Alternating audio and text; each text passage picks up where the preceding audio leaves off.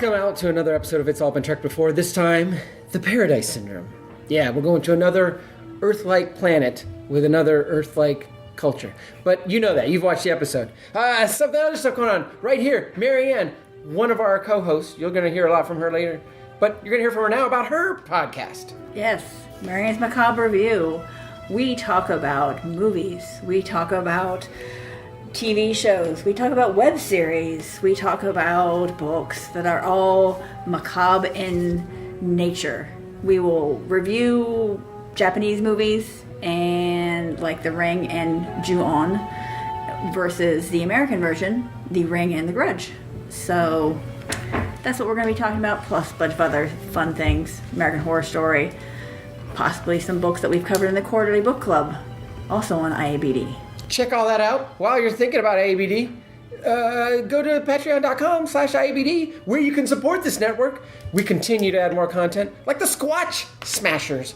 Sometimes you watch the Squatch Smashers. Do you have a problem with rampant Sasquatches stealing your apples? Maybe a ghost is hanging around your breakfast nook saying mean and scary things about your hair? In either case, you need help from Squatch Smashers Weekly Comedy Podcast. Follow the advice and adventures of Zeke Delfor and his unwilling co-host Vlad as they explore the world of Bigfoot and the supernatural from, where else? A t-shirt kiosk in a failing mall. Listen to the Squatch Smashers Weekly Comedy Podcast. It's all been done anyway, so check everything out on IABDpresents.com. And right now, check out our thoughts on the Paradise Syndrome on It's All Been Trekked Before. Welcome out to another episode of It's All Been Trekked Before. There are two of us today. The most skeleton of skeleton crews. This is Steven. And Jimmy-Jerome. And we're here to talk about the Paradise Syndrome. The Paradise Syndrome. Season 3, Episode 3. Yes. First impressions? Yeah, I think we're going to be opposite on this. I liked it more than I thought. There are issues, to be sure. Okay. But I ended up liking it a lot more than I thought I would. Years ago when I saw it initially, I liked it a lot. Mm-hmm. And then I think since then, I liked it less and less. Mm-hmm. There are some big issues with it, but there are some things I really like a lot about it. So I'm probably going to say I like it overall, but we'll see. As in Season 3 context, it's phenomenal. In a couple weeks. In fact, when we get to the end of the show and we talk about next week's episode, you will love this episode even more. But that said, we can dive into it. But I like the Spock. It's kind of a Spock and a Kirk episode. It finally is, it's literally named after the Paradise Syndrome, the Tahiti Syndrome. They talk about it, right? I like that Kirk does have this other life. I have issues with the whole Native American aspect and the convenience, a lot of the conveniences of the episode. I like that we see Spock solving a problem and being Spock and being logical, needs of the many, etc., etc. Solves it with his brain. It takes a lot. It's a funny, weird episode because it's the longest in terms of time because it's several months. Yeah.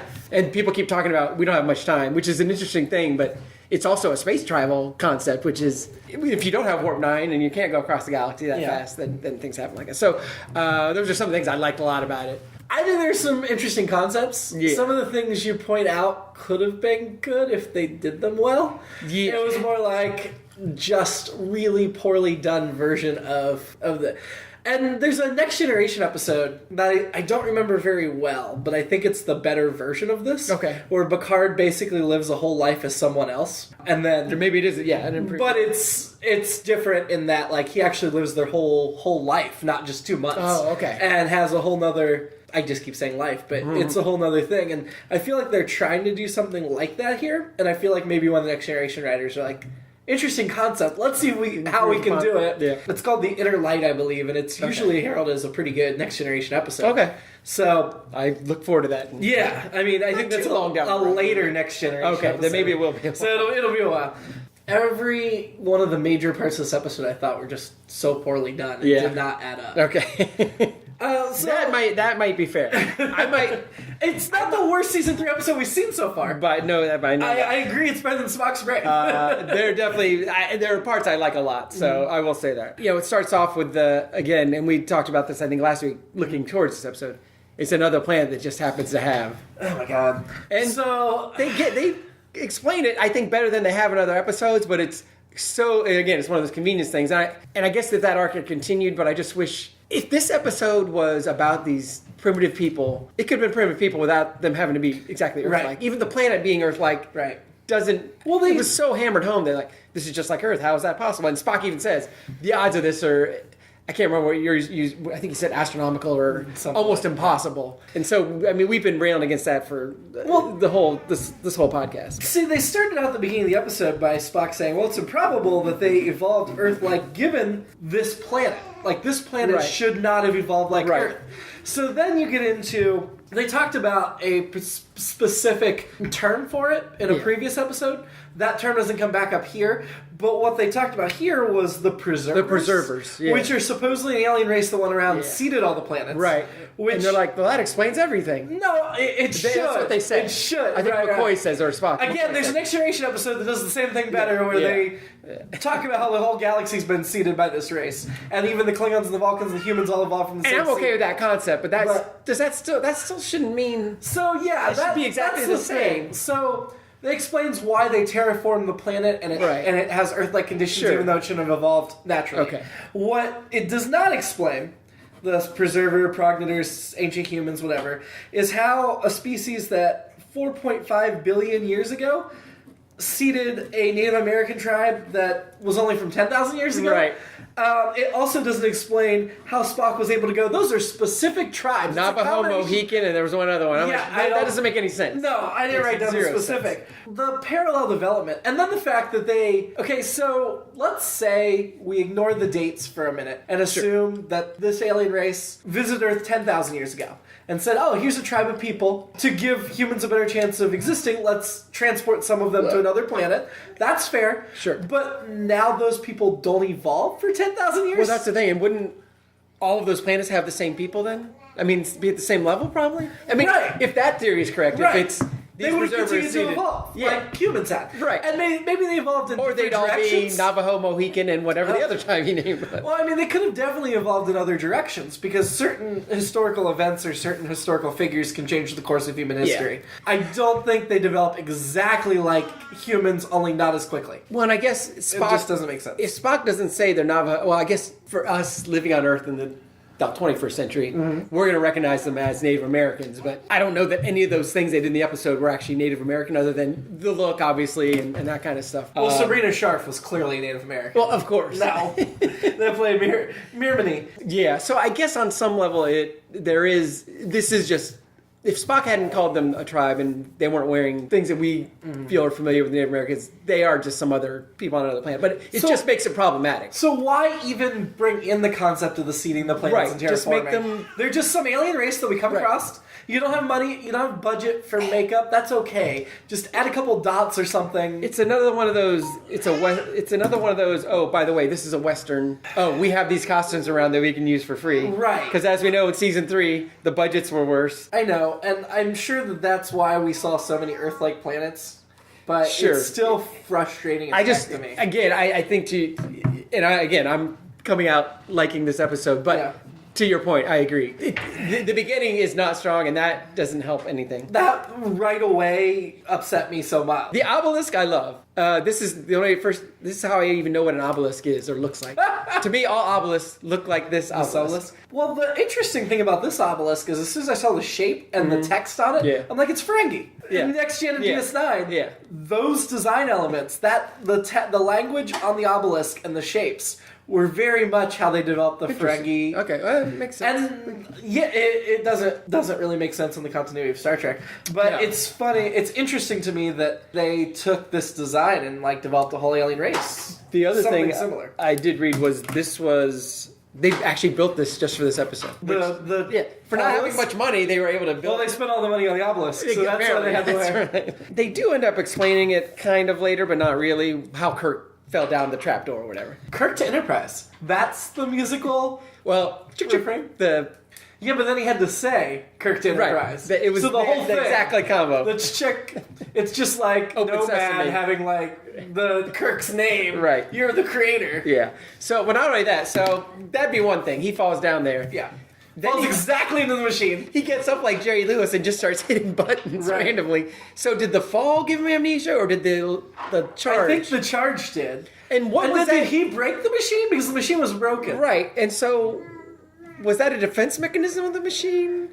Erase your memory? And Yeah. I don't know. Because why would the thing be, okay, push this button to erase your mind? Again, maybe it was if you hit these 2 buttons in that sequence. But anyway, to me it was very Jerry Lewis. And even the way he fell, like, we saw later that door slid open. Right. It looked like he fell straight down. Right. But it didn't slide out from underneath his feet. It was a whole big slab. Right. Moved. You're right. You're right. It went from a trapdoor to, he should have just slid over. Right. And then there's steps. Let me go down there and investigate. It doesn't, even if it knocks him off balance and he started to fall and somehow got into the hole, it would have looked different than it looked. And why don't they, instead of trying to figure out the combo, why don't they just phaser it and open it up? It looked It looked like simple rock, other than Good that. point. But I know we talked about this on one of the earlier podcasts. Maybe it was, I don't know if it was Patterns of Force. So one of the ones that Jessica was on with us, the old Bob Denver show, Far Out Space Nuts. Mm-hmm. They get stranded on a planet because Bob Denver, instead of hitting lunch, the guy says, hey, let's have lunch. And he thinks he says launch. So he hits the launch button, launching them into space, and they're deserted on this planet. I felt that was the same way when Kirk just started hitting buttons randomly. And he hit the give me amnesia buttons. And it's very selective amnesia to a point. I mean, obviously, this is another one. He has skills but no memories. Which, I buy that. It's another one of the conveniences of the episode. And the mind is a strange thing. It is, and I think there's probably different parts of your mind that remember how to do a specific task versus who you are. Yeah. So that part I didn't have a problem with. I didn't have a huge problem with. I did have a problem with that Kirk immediately decides to get engaged to somebody before he even figures out who he is or what he's doing. Like, oh, you're pretty, you like me. Let me not put you off for a while and date. Let's just get engaged. Well, that's a good point, is that some things stay there. So Kirk's still going to go for the pretty girl. And, she's giving herself to him. Yeah, but we don't see him getting engaged to the first alien that makes out with him. If he was a serial monogamist... Well, that's because he didn't know there was the Enterprise, so he could get married now. He wasn't married to the ship anymore. The other thing I thought was funny is, even though he doesn't have his memory, he still has a god complex. Because they call him a god, and that complex... Because he very easily will be like, I'm not a god. I don't know what I don't know what I'm doing here. But he's like, yeah, you know what? I am a god. You're right. I am. And it just complicates things. And his CPR technique, I feel like I know that we've advanced since the 60s. Because I thought you're supposed to do the 2 beats and the breath. And obviously my training is rusty. But then he does the thing where he starts moving the guy's legs, the kid's legs. Yeah. They do that in Dumb and Dumber when they're doing it wrong, trying to save the guy. I think that, and maybe in the 60s that was still the method, but I was just entertained by that. Making fun of them. I really want to believe that Jim Carrey was like, I'm doing this from Star Trek, and was doing it. But that's a funny thing to think about. What do you think of the voiceover thoughts when Kirk's like trying to figure out who he is? I mean, it wasn't a captain's log or anything. It was just voiceover, which was interesting. Yeah, I kind of like those. Maybe I wish we'd had some more, because the rest of the time when he's trying to figure stuff out. And they weren't really clear about the prophecy of the destruction of the Earth, so they knew, but I guess if they had destroyed other asteroids, then maybe there was a pattern that they remembered through their history. Well, and that was the thing when getting back to the Preservers, when Spock finally figures out McCoy's there. Maybe I missed in the 2 lines of it, but they jump straight from Preservers, Seed of the Galaxy, asteroid deflector. I felt like there was a big gap in there. Maybe I missed it. They just went right to asteroid deflector. Did Spock just say, I read it, and this is an asteroid deflector? Yeah. I thought that's what he said. Because I thought McCoy said it's an asteroid deflector. I'm like, where did he get that from? Maybe Spock said it. I don't remember. I did think it was interesting that in 2 months living among the people, Kirk's hair didn't get longer. You will note that his sideburns went from the point to a little squared off. Yeah. Sure, but his hair didn't get longer. It just grew in the sideburns. That's the thing about that planet. Oh, okay. Just your sideburns grow faster than yours. Or it just proves that Kirk, like Shatner, was bald. It was a toupee. So the sideburns can grow.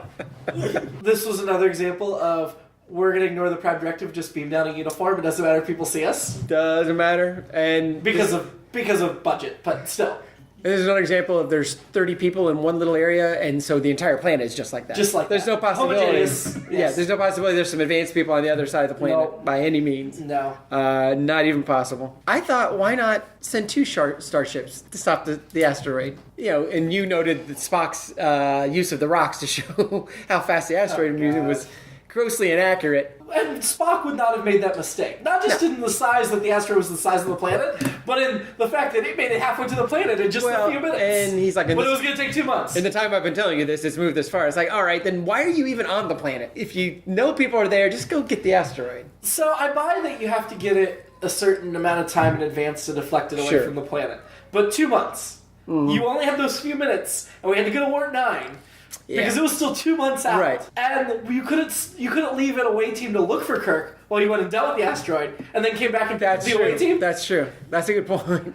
I mean, and then that's a very good point. And then McCoy was just so salty. He was terrible. He was. This is another Commodore McCoy episode where he's like, "Well, you screwed up. Why are you doing this?" It's like, and Spock. I mean, it gives Spock a chance to be like, "I am doing." I mean, Spock's pretty much. This is the needs of the many outweighing the needs of the few, and McCoy's just like, "Whatever. I don't care." But what about Jim? He's like, everyone's gonna die. Okay, but then where the Spock's logic falls apart for me is Scotty saying, you cannot push the ship. You cannot do this. It's gonna break. And Spock's just like, it'll be fine. It'll be fine. Because we don't need a backup plan. We don't need... And the deflector beam looked like a phaser. Shooting out. Yeah, I don't know why they distinguish between the deflector beam and a... I thought they wanted to cut it in two.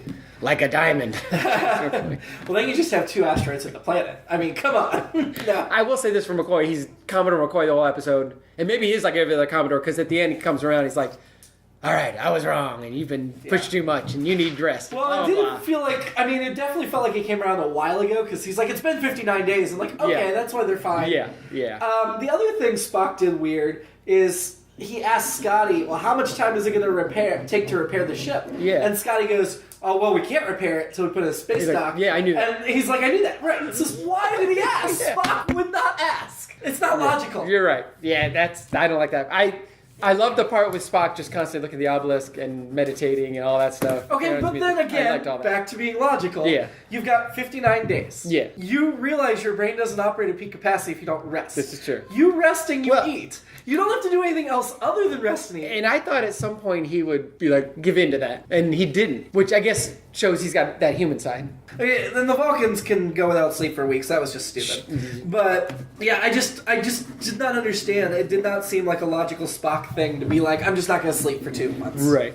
Well, and why not bring in some other minds on the ship? Why just yours? Unless his logic was nobody else on the ship will figure this out. Okay, but why not get somebody else in on it though? Just a thought. But also, he'd operate a little better if he slept once in a while. Yeah. I'm just saying, you know. No, you're right.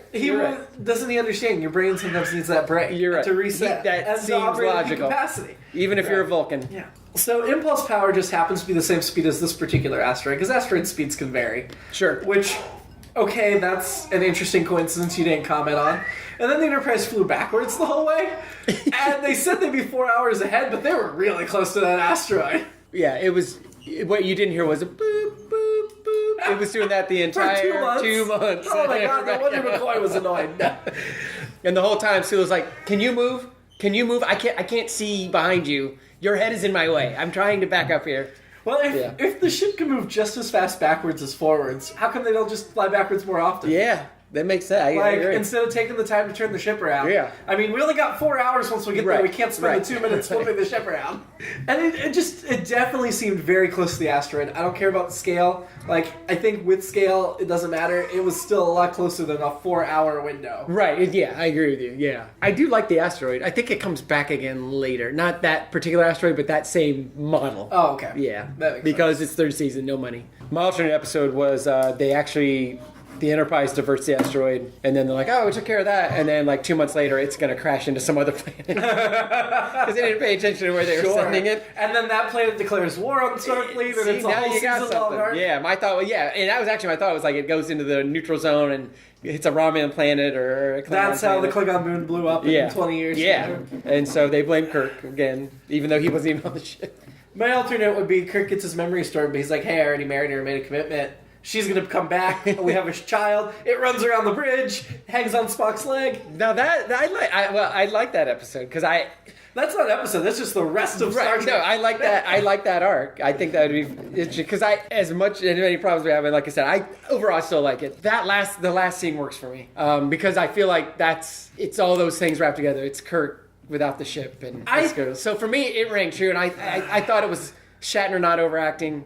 I really like. I don't think he overacted. And McCoy too. I thought, or DeForest Kelly. That whole last scene, I like that. There's no happy ending here, really. I mean, I think it's that's convenient, just from but a it's not happy. practical standpoint. Oh, absolutely. I mean, they even went to the point of having her get pregnant, which is Yeah. wow. I do think.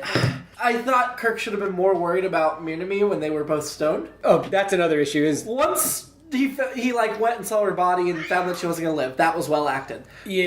But like he's like, McCoy, do what you can for her. I'm gonna go do this other thing. I agree because that's what I noted. Karak fail. It's like there's a lot you could have got in front of her, picked her up, taken her. You know she's pregnant. Come on. Yeah.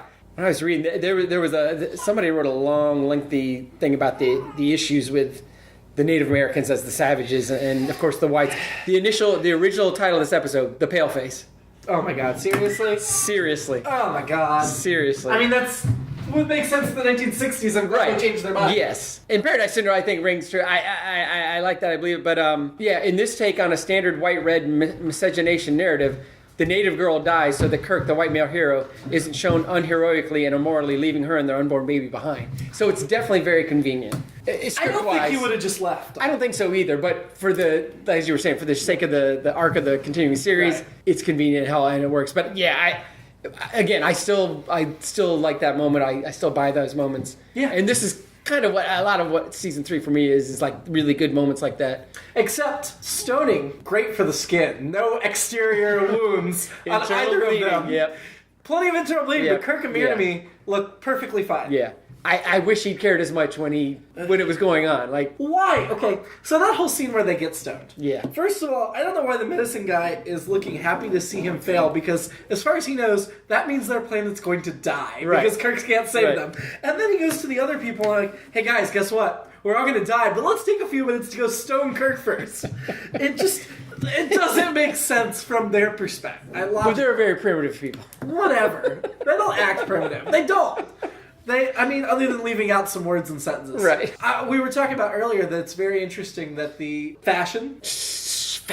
Very interesting that they haven't evolved anyway, except they have elastic in the headband. Except Minami, she ties hers in the back. Yes. With a string. That bothered. And then the medicine chief got a new headband right away as soon as he lost it. Yeah. I liked the headband. I liked the clothing. I will say I did feel bad for Salish. And this is another awkwardly Played but by true, Rudy Solari. awkwardly but true moment where she's like, well, it's tradition. I have to be with him, blah, blah, Yeah. blah. And he's like, what if it wasn't tradition? What if he's not a god? She's like, I'm not going to... She doesn't just answer walks it. away. It's just like, oh, I poor did like that Salish. moment. I did like So that I moment. feel his pain, and I like that moment.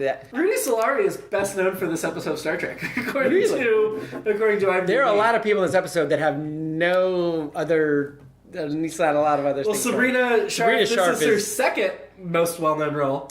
After Easy Rider. Oh, that's right, yeah. She was also in The Wild Wild West, She did a lot of guest stuff. Hell's Yeah. Angels on Wheels. She still does the convention circuit, still with us, and she became an attorney at the age of 46, and still practices Really? now. Yeah, so that's She's was born in Ohio. Delphos, Ohio. Delphos. Yeah. It's a city in Allen and Van Wert counties.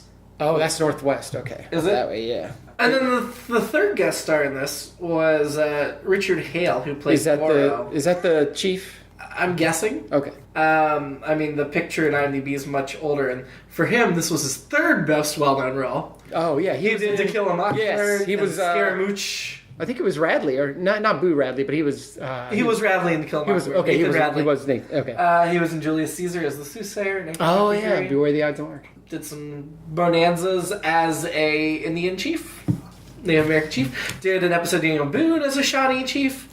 But Again, Richard Hale, if you go primitive, why not just have the? I don't know. I mean, like the apple, for example, from one of those primitive tribe. It made sense they had all that makeup because they were supposed to be a weird alien Right. race. But yeah, it's The Apple did it better.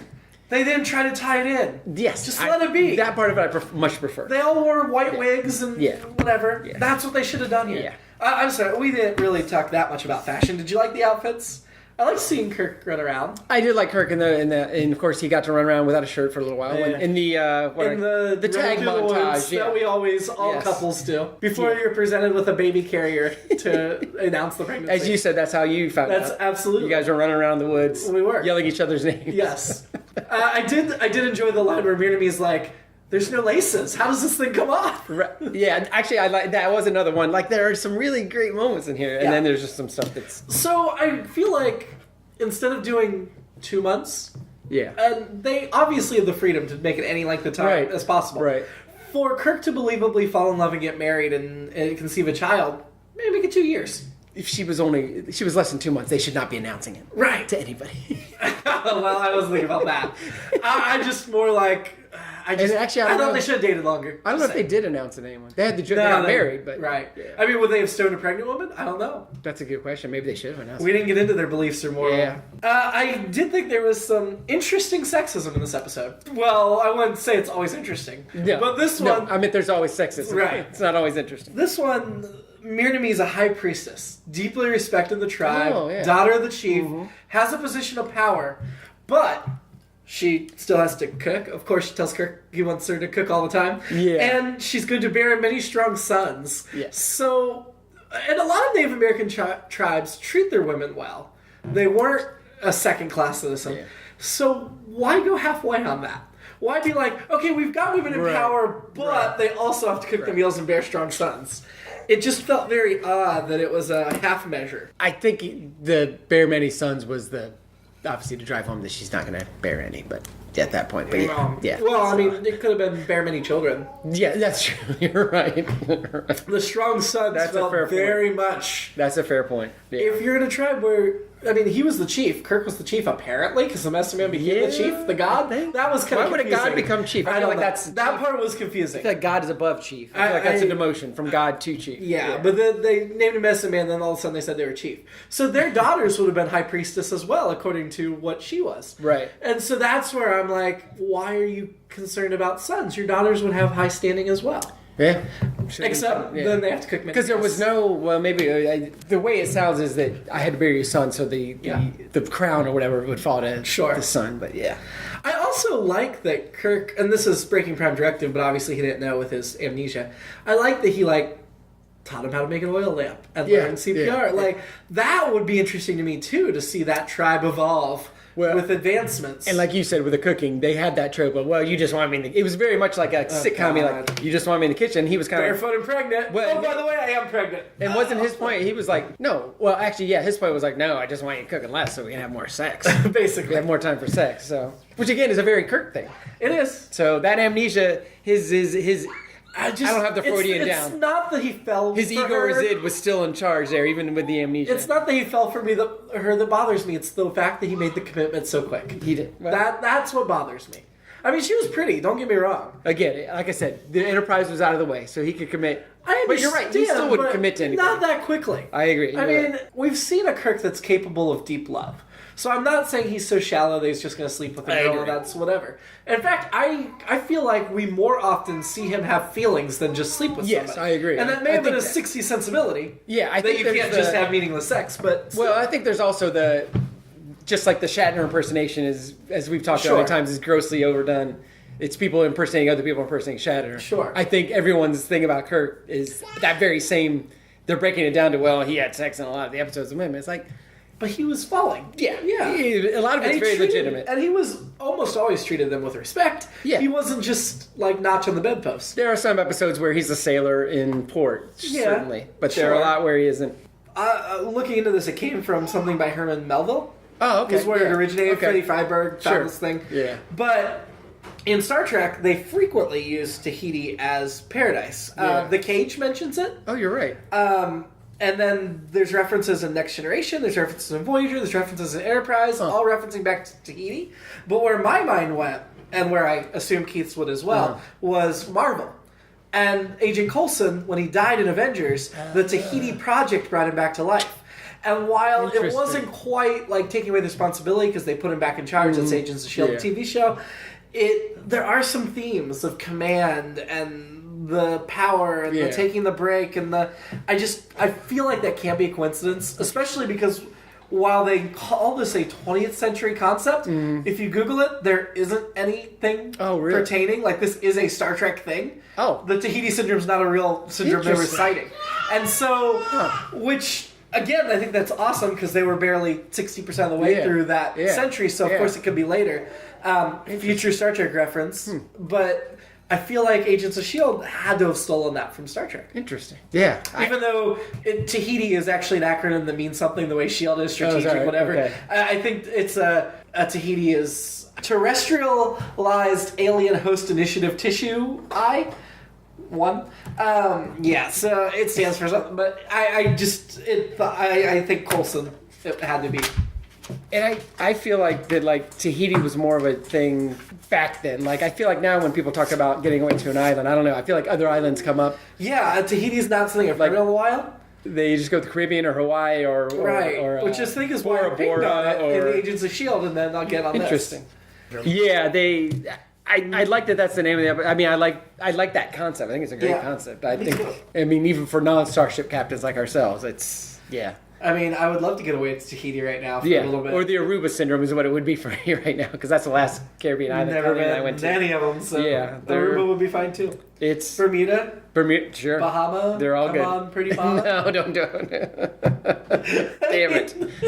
Let that happen. Sorry, had to. Speaking of lovely places, this was filmed at the Franklin Reservoir, and this was, I think, the most outside shots for any episode too. That would have run up the budget as well. You would think, yeah. It's a place that I looked it up just while we were watching. It's not too far north of Hollywood, actually. Okay. But it looks like it's still pretty wooded now. It's still, I'm sure there's houses all around the lake, but that's something else. The one Star Trek site mentioned was that despite not having money, they have that one shot at the beginning of the extras in that little village across the way or whatever. That was a neat shot. Which was cool. And I would love to, I didn't do it. I wanted to take the little Google guy and see if he could walk around there, but I bet there's a bunch of little cabins and everything around there now. I'm sure. That may not have been there then. But yeah, I thought it looked great. Like it looks so much better to see them, despite the bizarre game of the tag montage, or not even montage, the tag game.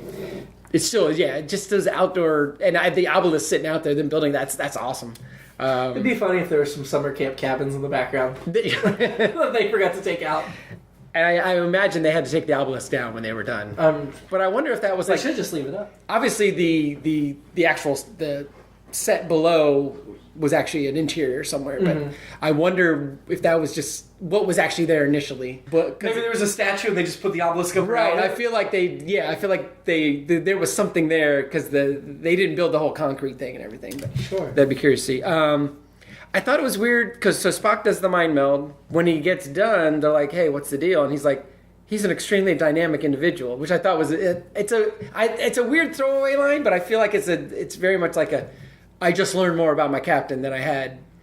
Yeah, he hasn't mind melded with Kirk before, has he? Yeah, well, some said this was the second time in 3 episodes, but I don't think, in broadcast order, I don't think it is. Because Spock wasn't doing any mind melding. And last week was... The inner presence. Oh, did he mind meld now? I mean, that would be a good way to explain away. Last week was Vulcan Death Grip, yeah. Right. So I thought that was an interesting thing. And again, that's one of those, for me, especially third season, where it's like you have these cool throwaway things, these little things, moments. And again, I like this episode more than you did, but there's more.